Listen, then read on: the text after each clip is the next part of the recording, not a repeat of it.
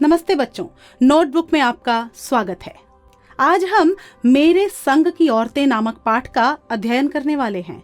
बच्चों, स्त्री हमारे समाज की मजबूत कड़ियों में एक है, ठीक उसी तरह जैसे पुरुष।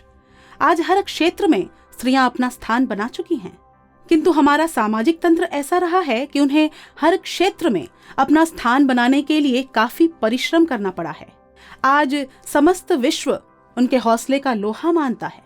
प्रस्तुत पाठ में लेखिका मृदुला गर्ग ने अपने समय और विशेषतः अपने परिवार की स्त्रियों की चर्चा की है। यह मूलतः एक संस्मरण है।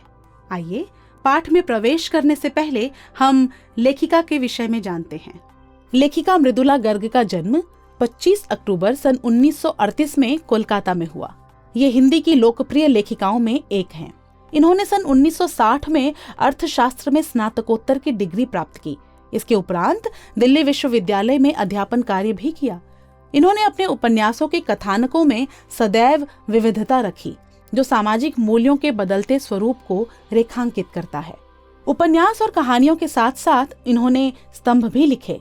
इनके द्वारा लिखी गई कहानियों और उपन्यासों का जर्मन, चेक और जापानी समेत अन्य कई भाषाओं में अनुवाद भी हुआ है।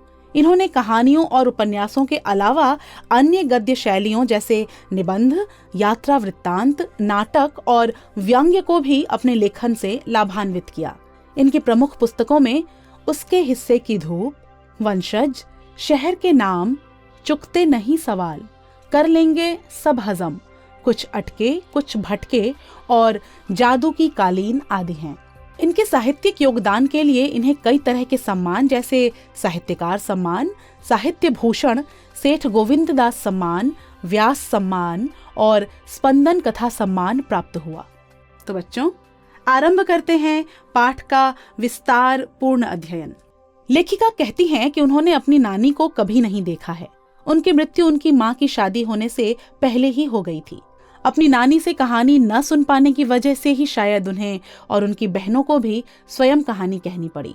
वे कहती हैं कि यद्यपि उन्होंने नानी से कहानी नहीं सुनी, किंतु नानी की कहानियां अवश्य सुनी हैं। नानी से संबंधित वे कहानियां उन्हें बाद में समझ आईं। आरंभ में उन्हें बस यही लगा कि उनकी नानी अनपढ़ और पारंपरिक थी। उनके नाना शादी के तुरंत बाद ही विलायत बैरिस्ट्री पढ़ने चले गए। कैम्ब्रिज विश्वविद्यालय से डिग्री लेकर लौटने के बाद विलायती रवैये में जीवन बसर करने लगे। किंतु उनकी नानी पहले की ही तरह पारंपरिक रही और अपनी किसी इच्छा और आकांक्षा को अपने पति पर जाहिर नहीं होने दिया। जब कम उम्र में उनकी नानी को मृत्यु का आभास हुआ तो उन्हें अपनी बेटी अर्थात लेखिका की माँ की शादी की चिंता सताने लगी।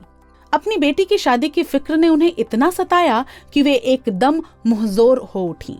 उन्होंने अपने पति से उनके मित्र और स्वतंत्रता सेनानी प्यारेलाल शर्मा से मिलने की इच्छा व्यक्त की। यह सुनकर सब हैरान हो गए।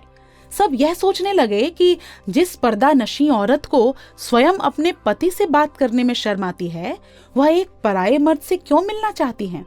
हालांकि मौके की नजाकत को समझते हुए उनकी बात मान ली गई। उन्होंने प्यारेलाल शर्मा जी से जो कुछ भी कहा वह हैरत अंगेज करने वाला था।